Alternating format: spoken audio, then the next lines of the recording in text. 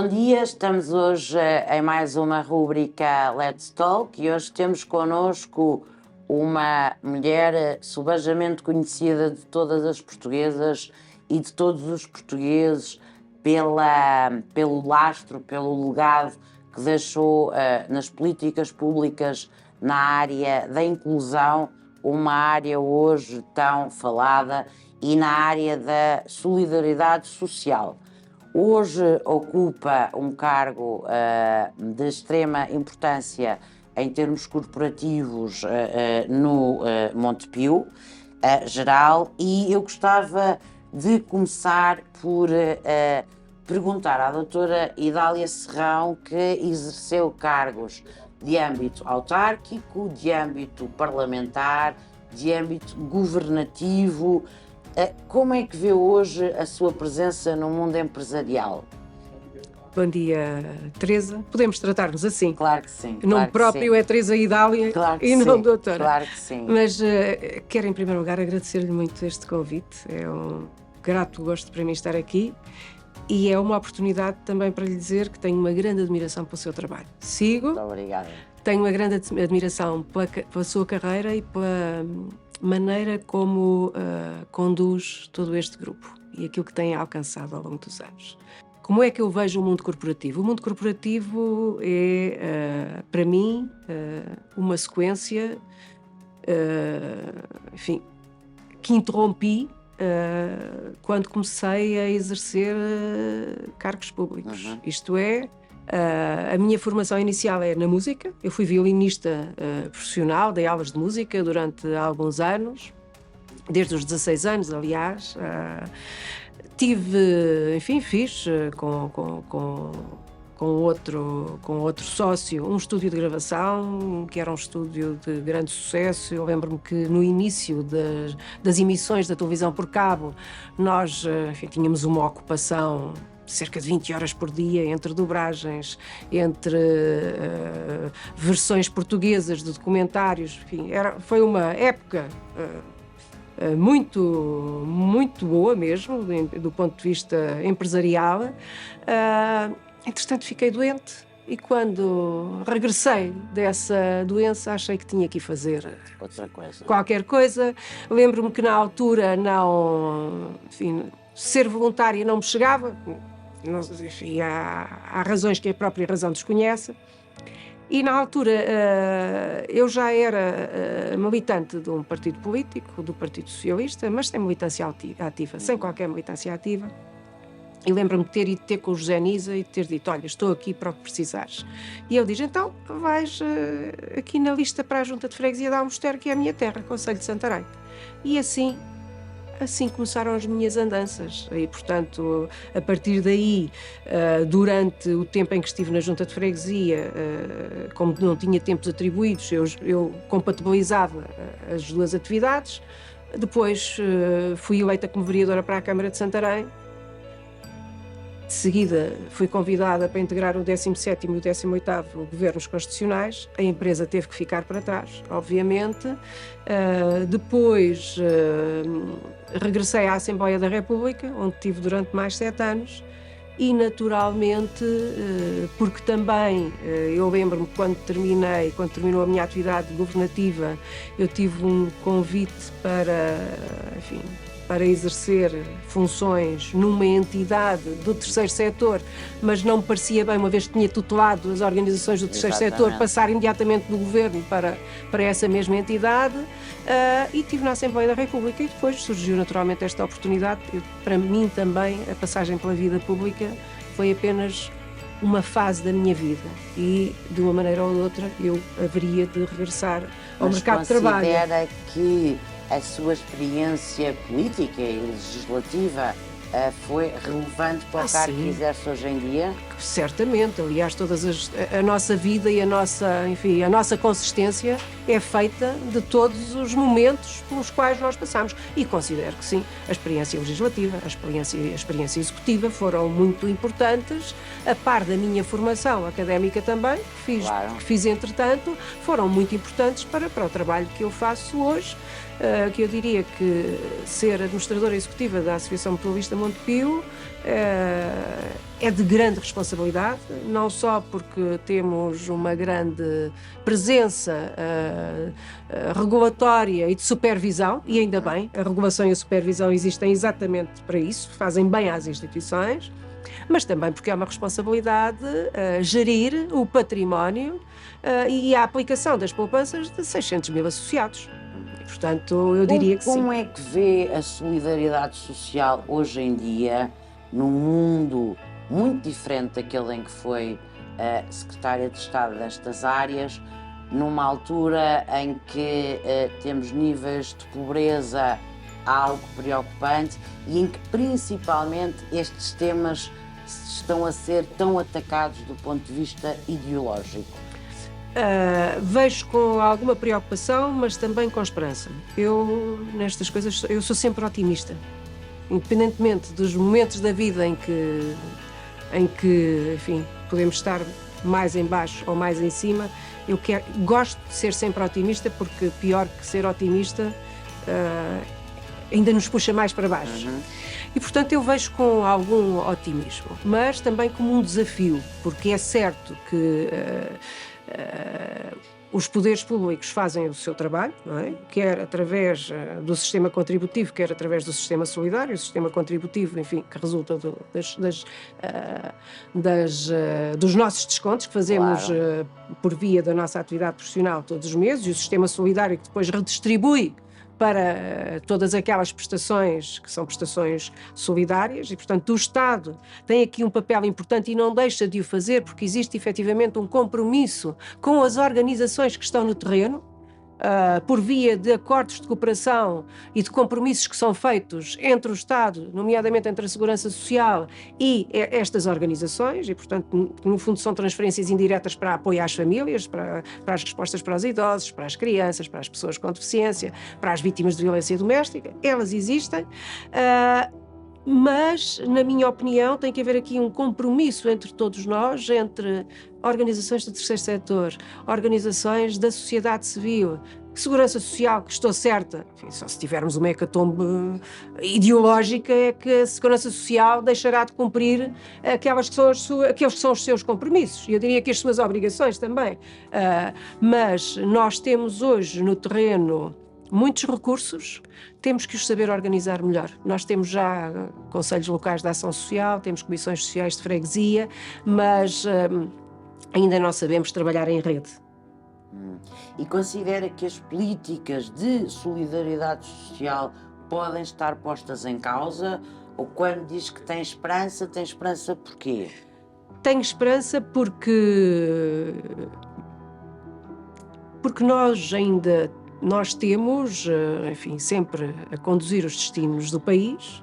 Claro. Pode não ser a mesma concepção de Estado Social que eu tenho, mas defendem um sistema de proteção social e defendem o Estado Social. E, portanto, eu diria que a minha esperança é que assim continuemos. E por isso lhe dizia, a não ser que haja uma hecatombe ideológica e que, de repente, enfim, todas aquelas pessoas que dizem que a solidariedade não deve ser exercida, que tenham alguma capacidade efetiva de influência, nós não devemos, ou melhor, não temos razões para nos preocuparmos.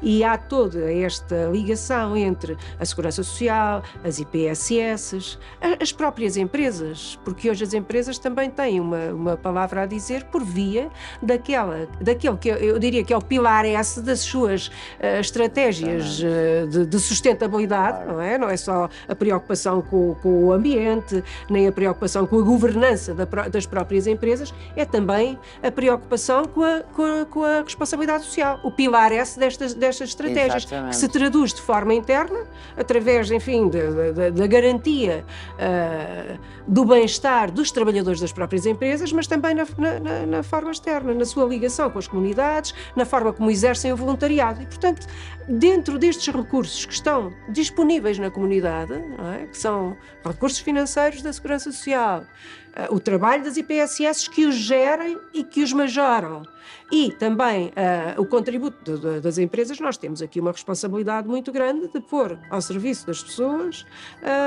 todos estes recursos. para diminuir os índices de pobreza, para minimizarmos as situações, para reduzirmos as situações de exclusão.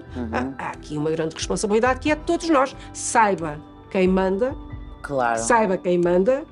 juntar toda esta gente e coordenar todo este trabalho. Exatamente. Certamente conhecem o percurso da doutora Idália Serrão e, se não o conhecem, convido a pesquisarem, mas sem saberem, a ação governativa dela teve um impacto nas nossas vidas e nós muitas vezes não conhecemos os protagonistas dessas políticas e de porquê é que um assunto passou a ser tão importante. E a doutora Idália Serrão foi das primeiras pessoas em Portugal e que deixou lastro, portanto pode não ter sido a primeira, mas deixou lastro, a falar, por exemplo, da questão da inclusão dos ciganos, portanto de certos grupos que eram e que infelizmente ainda são ostracizados por alguma parte da sociedade portuguesa.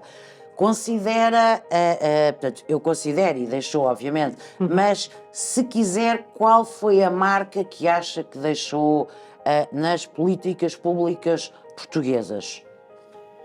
É difícil fazer essa avaliação, mas... Assim, falando da primeira pessoa é difícil, sim, mas eu diria que hoje, quando eu vou, por acaso, todos os anos, por acaso ou sem ser por acaso, mas porque me convidam para ir ao concerto anual dos alunos da Casa Pia de Lisboa. E me recordo do primeiro ano, da decisão, e de ter participado na decisão da introdução na Casa Pia de Lisboa do ensino articulado da música.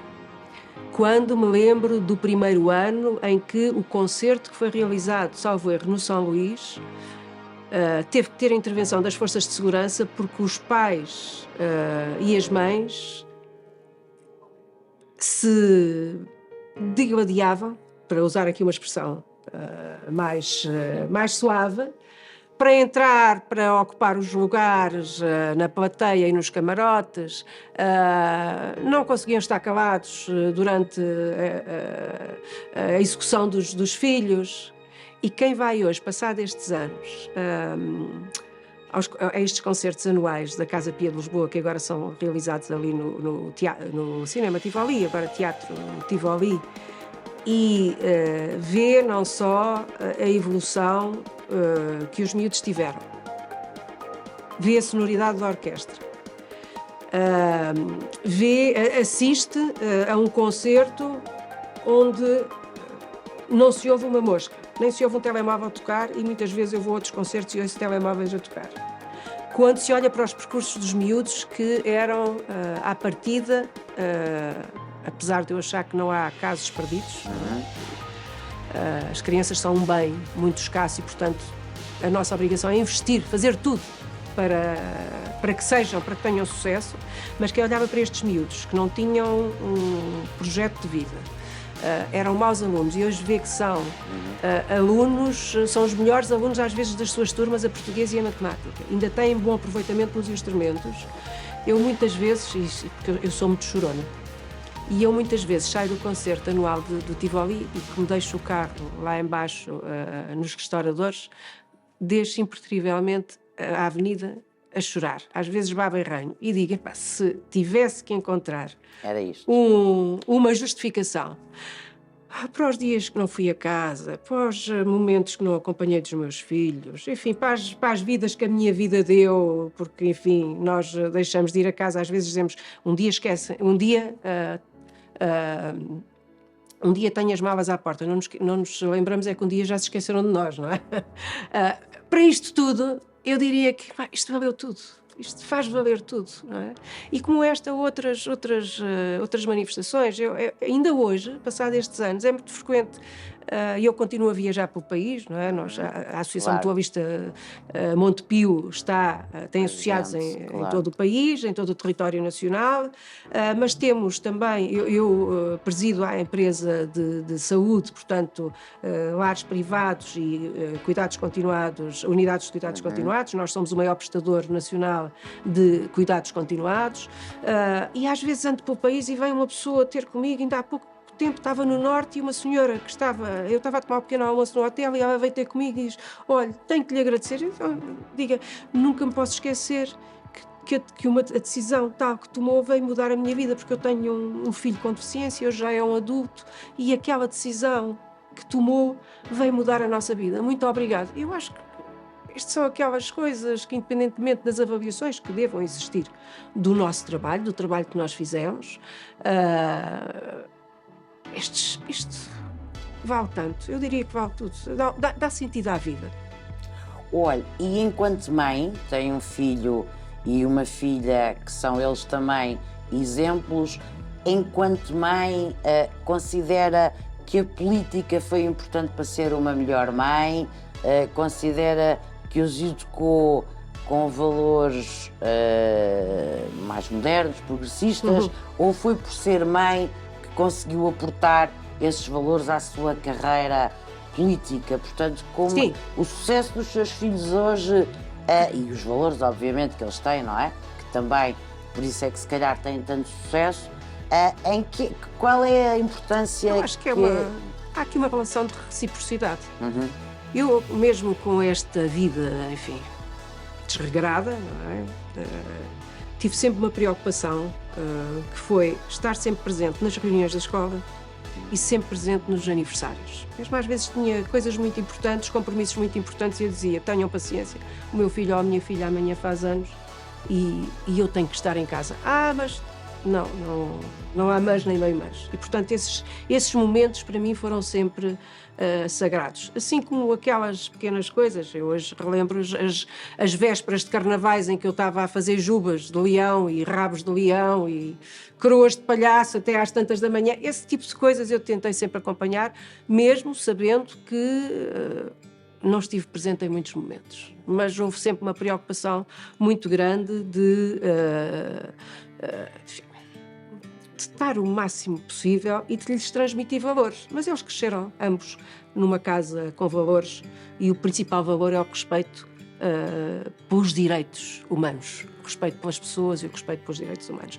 E posso dizer que sou uma mãe feliz, sou uma mãe realizada. Eu às vezes costumo dizer, a brincar: posso morrer que acho que já cumpri a minha missão.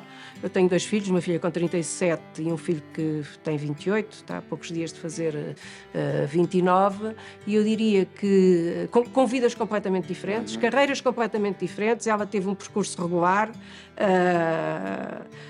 e hoje vive em Madrid já há cerca de 12 anos. É diretora de marketing marketing para os países da sul da Europa de uma multinacional de distribuição de bebidas, e paralelamente tem uma carreira musical.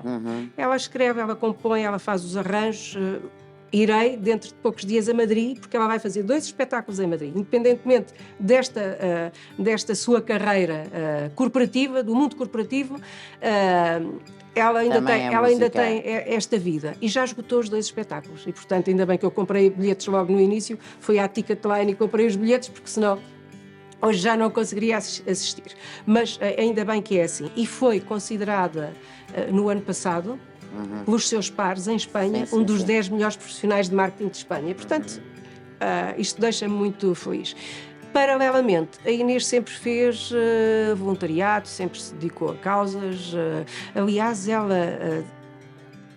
neste momento está envolvida numa série de projetos em Madrid para que as mulheres assumam cargos de direção e cargos de decisão no mundo corporativo.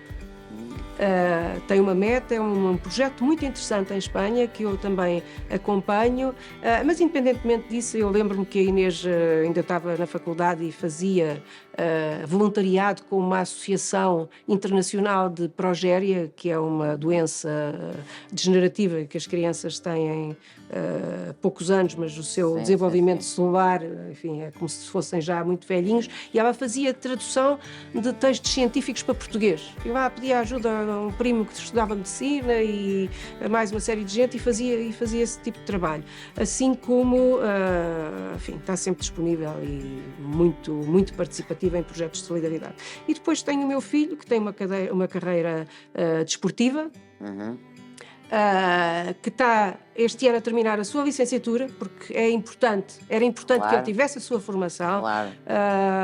Está a terminar com êxito, estou a vê-lo com grande entusiasmo a entrar no mundo corporativo também, e que é uma pessoa muito bem formada. Eu acho que eles são ambos bem formados e é por isso que eu digo que já posso morrer, porque já tenho o meu papel cumprido. Eu lembro-me que o João era muito pequenino e iam para o norte do país a participar em torneios de handball, e eu lembro que o João arrebanhava dinheiro para a família toda e juntava o dinheiro que o avô lhe dava, que era para pagar os bilhetes de comboio dos colegas que não podiam pagar os bilhetes para irem para os torneios para o norte do país. E depois também lá me endrobinava quando chegava lá, dizia: mãe, agora tens que ir ao supermercado e trazer aqui uns sacos de comida porque nós precisamos de comer durante a noite, não sei o que, aquelas coisas. Mas outras coisas, o João é muito solidário. É muito solidário também. Considera que o voluntariado continua a ser preciso? É cada vez mais preciso? As instituições de ensino superior devem colocar como meta, dentro dos seus projetos educativos, terem sempre programas de voluntariado? Qual é o papel do voluntariado na estruturação do Estado Social? Ou na consolidação do tal Estado Social? Muito bem. Na minha opinião, o voluntariado, que é sempre complementar, claro, mas é muito importante, é uma ferramenta determinante para as empresas, porque reafirma os seus valores e também é uma maneira de as empresas se darem à comunidade. E é importante para dentro porque é uma forma de valorizar também os seus trabalhadores e de lhes dar um propósito. E a minha opinião relativamente às instituições do ensino superior passa por algo que eu nunca consegui mudar, nem consegui sequer influenciar. Os decisores têm grandes dramas, que é nunca conseguirem, junto dos seus pares, porque a decisão nunca é do único decisor, a decisão é coletiva, não? Mas nunca consegui, junto dos meus pares, fazer vingar uma forma de majorar, nem que se fosse umas décimas, o currículo dos estudantes que fazem voluntariado. Não temos a obrigatoriedade de lhes dar uma cadeira, nem de lhes dar sequer um ECTS, mas se calhar conseguimos majorar em 0,25 ou em 0, qualquer coisa aquele estudante que tem a sua vida académica, não deixa de estudar e ainda se dá à comunidade, e ainda se dá em nome daquela instituição à comunidade. E eu acho que isso era tão importante. Aliás, isso é uma discussão que eu ainda hoje mantenho no mundo corporativo, porque eu entendo que nós podemos dar uns pozinhos, majorar uns pozinhos à avaliação de um trabalhador que faça voluntariado. Porque depois do outro lado dizem: pois, mas ele então pode ser interesseiro e pode querer fazer voluntariado só para ter esses ditos pozinhos. Está bem, mas ao fazer voluntariado está a dar-se à comunidade, está a dar de si à comunidade e está a dar também em nome daquela organização, está a dar-se em nome daquela organização à comunidade. E por isso eu continuo a defender que nós podemos arranjar uma forma de majorar este voluntariado dos nossos ou trabalhadores ou estudantes que fazem em nome das nossas organizações e que em nome das organizações se dão à comunidade. Mas isto não é pacífico. Isto é uma discussão que eu mantenho há largos anos. O voluntariado é inscrito no suplemento ao diploma, não é? Claro. Mas, de facto, não tem qualquer majoração Sim, mas na pode ser média isto. final, Mas, claro. mas a questão é que nós podemos discutir qual é a forma como podemos beneficiar, ou não é beneficiar, é retribuir a estes voluntários aquilo que eles retribuíram à comunidade. Porque, repare, eles não temos que lhes dar, não temos que majorar a nota. Mas quando este jovem for à procura de emprego e tiver que apresentar o seu certificado de habilitações, nós, se calhar, podemos inscrever nesse certificado que ele teve uma média de X, mas que, independentemente disso, tem ali um fator qualitativo de avaliação e, se calhar, as empresas... Eu, se for empregador... Claro. E se tiver que escolher muito... entre várias pessoas... Claro. Se calhar vou valorizar mais alguém que tenha feito trabalho na comunidade. Claro. Não é? E é essa a questão. Nós não temos que fazer... enfim, não me expressei devidamente. Não temos que transformar este trabalho e esta dádiva do voluntário numa avaliação quantitativa, mas podemos fazê-lo de uma forma qualitativa. Claro. E estamos a majorar a sua participação. Claro. E em termos de política fiscal para, portanto, motivar e incentivar todas as empresas que fazem voluntariado, acha que há espaço para introduzir algum artigo, alguma norma jurídica? Essa discussão é uma discussão mais complexa. Claro. Eu diria que tenho toda a disponibilidade para participar nessa discussão num grupo mais alargado que integre também fiscalistas, porque são questões que temos que avaliar. Mas sim, acho mais difícil, mas acho que a discussão devia ser feita. Claro. Se é possível, se não é possível. Claro. Até que ponto é que é possível? Claro. E num ano em que celebramos 50 anos do 25 de Abril, como é que vê o futuro das políticas sociais e das políticas que tiveram na sua tutela? Eu, à partida, apetecia-me dizer que para trás nada vem. Mas também os últimos tempos têm-me dito que não há adquiridos e que nós temos que lutar permanentemente por regime democrático e pelo Estado Social, tal como o conhecemos, e pelo seu aprofundamento. E, portanto, como sou otimista, eu diria que para trás nada vem. Mas gosto de olhar para esta posição sempre com a consciência de que temos que lutar por estas conquistas que já alcançámos, para que efetivamente não as deixemos não só deteriorar, como banalizar, porque muitas vezes quando se diz que a Segurança Social não está, o Estado não faz, isso já não há nada, isso não é importante, nós estamos de tal maneira a desvalorizá-las que quando as tirarem nós já não damos por elas. Exatamente. E portanto há que ter esse cuidado, há que permanentemente regar este jardim de cravos, que este ano faz 50 anos, nós temos permanentemente que o regar. Exatamente. Que é porque se não refletirmos sobre ele, se não mostrarmos a sua importância, qualquer dia levam-no e nós não demos por isso, porque achamos que não existe, que ninguém faz, nada está bem e, portanto, já não damos por ele quando cá não estiver, ou quando o quiserem levar. Deixou a marca na Assembleia da República, deixou marca no Governo, deixou e deixa marca no seu distrito.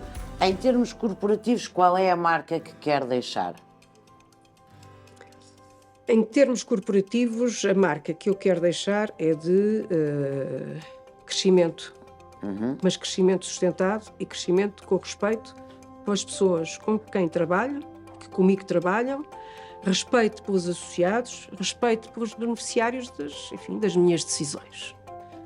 Quer na Associação Mutualista, quer na empresa de saúde, enfim, nos residentes que estão nos lares e nos utentes das unidades de cuidados continuados e nas pessoas que lá trabalham e nos nossos residentes das residências universitárias, enfim. Quero que tenham boas experiências e quero que aquelas experiências que são menos boas, acontece sempre. Nós temos sempre coisas que correm bem, coisas que não correm bem. Claro. Mas ter esta capacidade sempre de avaliar, de reformular, sempre com o respeito daqueles a quem servimos e por respeito daqueles que connosco trabalham e com quem Diga-me trabalhamos. uma coisa, vê com surpresa que também muda a vida das pessoas no lugar que ocupa atualmente? Ou seja, quando exercia cargos políticos, achava que essa era a única forma de mudar a vida das pessoas? Ou vê hoje que também muda de forma até muito efetiva e muito prática a vida de todos aqueles que interagem consigo? Eu acho que temos, quer dizer, nós só temos uma personalidade, não é? E, portanto, os lugares por onde passamos ao longo da vida acabam sempre por nos moldar e serem moldados por aquela que é a nossa capacidade de iniciativa, a nossa capacidade de liderança, a nossa metodologia de trabalho, a forma como nos relacionamos com as pessoas. Eu sou uma pessoa que gosta de estar. Gosto muito, obviamente, que defino a minha estratégia, defino as minhas linhas de orientação, os meus objetivos, e não deixo de ser, enfim, não deixo de ser rigorosa na sua execução, mas eu tenho que estar também. E muitas vezes estar, porque estar não é para controlar, estar porque gosto. Porque para mim é importante que as pessoas participem nos atos de gestão, mas é importante também para mim dizer às pessoas que estou ali. E há algo que eu, enfim, transmito muito às pessoas que trabalham comigo, principalmente nestas áreas da saúde, onde o risco e a gestão do risco enfim, é muito complexa. E nós nunca sabemos quando é que temos uma contrariedade. Há uma mensagem que eu lhes transmito sempre. Se houver alguma contingência, eu sou a primeira pessoa a dar a cara. Eu sou a primeira pessoa a estar aqui.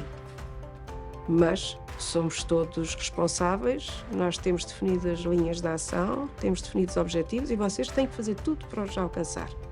Mas em caso de algum problema, eu estou aqui para vos apoiar, sou solidária e sou a primeira a dar a cara.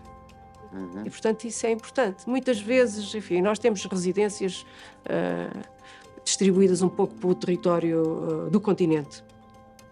Eu vou com frequência ao norte, ao sul, enfim, para fazer uma reunião, para ir almoçar, para dar 2 dedos de conversa, para dizer estou aqui, para me perceber daquelas coisas que nunca me chegam nos relatórios à secretária. Cada vez que eu vou a uma residência, eu percebo-me de muita coisa.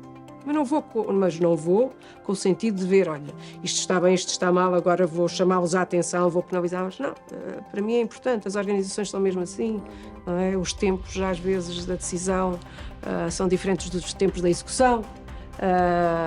E eu gosto de estar presente e gosto muito. Eu sou uma mulher de terreno. Em todas as funções que tenho vindo a desempenhar ao longo da minha vida, eu diria que agora menos, sou mais de secretária e de gabinete do que do terreno, mas não abdico do terreno, porque é o terreno também que nos ajuda a cumprir objetivos. É esta confiança que eu preciso que me transmitam e que eu tenho que transmitir a quem trabalha comigo. No início do século XXI, foi presidente das Mulheres Socialistas de Santarém. Sim. A questão dos direitos das mulheres, naturalmente, que é muito importante para si e sempre os defendeu.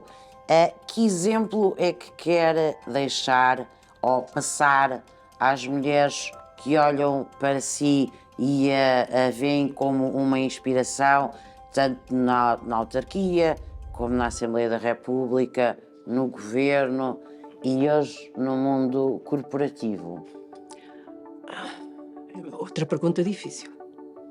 Mas eu diria que independência, autodeterminação e uma aposta permanente no conhecimento em sabermos mais, em estarmos mais qualificados, em termos mais ferramentas, são aquilo que me move e são as preocupações que tenho, com os meus filhos também. Eu tenho uma filha mulher e tenho um filho homem e as preocupações são as mesmas, mas eu diria que a nossa independência e a independência adquire-se através dos rendimentos de trabalho. Claro. E, portanto, e nós estamos mais aptas para o trabalho se fizermos mais formação, seja ela académica, seja, enfim, em contexto de trabalho, seja irmos fazer uma pós-graduação, irmos fazer um novo grau de ensino, completar mais um grau de ensino. Eu diria que essas são preocupações. E depois nunca nos deixarmos subjugar. Claro. Nós não temos que ser mal criadas, mas temos que ser determinadas. Eu lembro-me, estava a falar no início do século, eu lembro-me muitas vezes de ouvir atrás de uma mulher nem morto, quando se faziam as listas, e eu caladinha que nem o rato, e depois cá estava, olha, afinal foste atrás de uma, duas e três mulheres.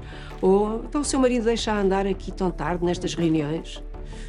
Ou uma que, enfim, essa é muito engraçada. Uma vez eu fui candidata à Câmara de Santarém, não ganhei, mas eu já sabia o que ia também. E lembro-me de me ter cruzado com uma senhora que às tantas me vem dizer: você é má mãe, sempre foi má mãe. Desculpa, porque eu lembro perfeitamente, seu filho era pequeno, a primeira palavra que ele disse não foi pai, nem mãe, foi bife. Isso a senhora só pode ser mãe. E eu lembrava-me que o João, que sempre gostou de comer, efetivamente, não disse pai nem mãe e disse bife. Eu lembro que o João era pequenino e conhecia o país porque havia uma cabeça de peixe aqui e mais um cabrito ali. Eu mal falava, mas já sabia essas coisas todas. E este tipo de coisas, esta penalização sempre, então não está em casa, então o seu marido deixa, mas o meu marido tem que deixar alguma coisa. Claro. Eu tenho personalidade jurídica, eu não sou. Eu prezo muito a família, prezo muito a minha família, mas cada um de nós tem a sua individualidade, tem a sua vida, temos obrigações comuns, obviamente, mas este tipo de posicionamento, o mesmo em contexto de trabalho, alguém tentar menorizar, ou alguém falar de forma mais ríspida, ou alguém achar que há assuntos que são intocáveis, nunca tive essa postura, mesmo sempre de forma muito educada, mas nunca deixei de pôr em equação aquilo que devia ser posto em equação. Nunca. E quem me conhece sabe que assim é. Ainda hoje sou assim. Claro. Ainda hoje não. Eu tenho que entender porque é que estou a tomar uma decisão, ou porque é que estou a participar coletivamente numa decisão. Tenho que entender e tenho que estar segura dessa mesma tomada de decisão. Seja em que contexto for. Numa empresa, numa organização, na família. Portanto, participar, ter uma vida participativa, ter uma atitude participativa. E eu diria que isso, enfim, é muito importante para mim. Ser independente, ter direito à autodeterminação e nunca deixar de dizer aquilo que eu acho que tenho que dizer. Obviamente, com bons modos. Claro. Ninguém nos pede que sejamos cáusticos ou que sejamos mal educados. Claro. Mas nunca deixar de dizer aquilo que temos para dizer. É fundamental. Aliás, isto é geracional. Já a minha bisavó assim era, já a minha mãe assim era também. E eu sou assim. E a minha filha também. Também é assim. A minha filha e o meu filho.